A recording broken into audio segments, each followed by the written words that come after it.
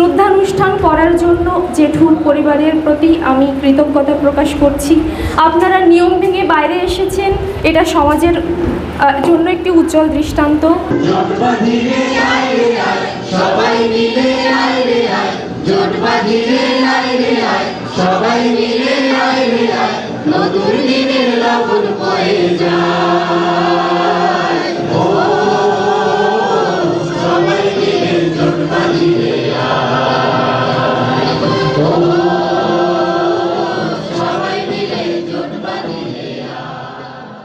আমি অদ্রিজা।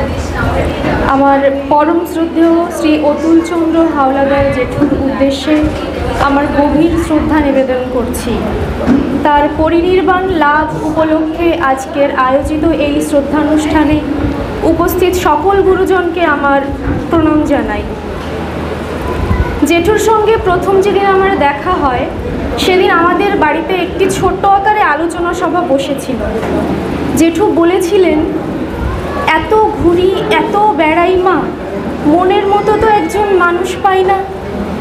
সেদিন জেঠুকে কাঁদতে দেখেছিলাম। অতল তার চিন্তাধারা, বিশাল তার ব্যাপ্তি। সমস্ত জাত, ধর্ম, বর্ণ, লিঙ্গ বৈষম্য সব কিছুর ঊর্ধ্বে তিনি। কিছু সংকীর্ণতা আজও হয়তো আমাদের মধ্যে আছে, কিন্তু তিনি ছিলেন পুরোপুরি মুক্ত মানব।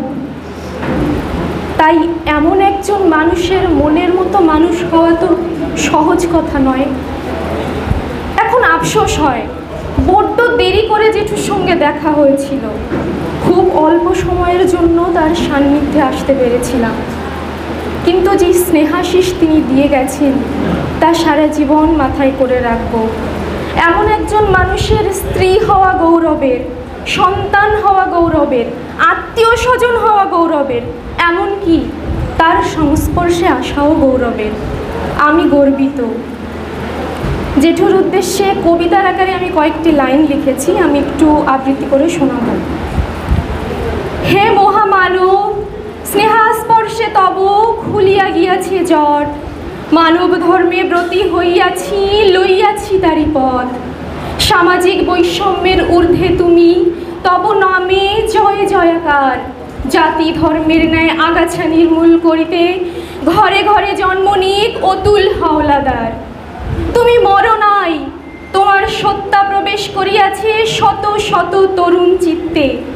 মুক্তির লড়াইয়ে তুমি কাণ্ডারি, সপিয়া গিয়াছ সীমাহীন ভার। এই পথ হইতে ফেরায় সাধ্য আছে কার?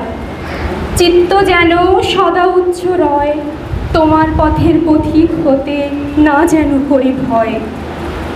যতটুকুও ক্ষুদ্রতা বাঁচিয়া রহিয়াছে আজও, মুক্তির পথ যেন পাই, আশীর্বাদ করিও তব চরণে সহস্র প্রণাম। সবশেষে এটাই বলতে চাই, সমস্ত রকমের সামাজিক গোঁড়ামি এবং ব্রাহ্মণ্যবাদ বর্জন করে শ্রদ্ধানুষ্ঠান করার জন্য জেঠুর পরিবারের প্রতি আমি কৃতজ্ঞতা প্রকাশ করছি। আপনারা নিয়ম ভেঙে বাইরে এসেছেন, এটা সমাজের জন্য একটি উজ্জ্বল দৃষ্টান্ত। ধন্যবাদ সবাইকে।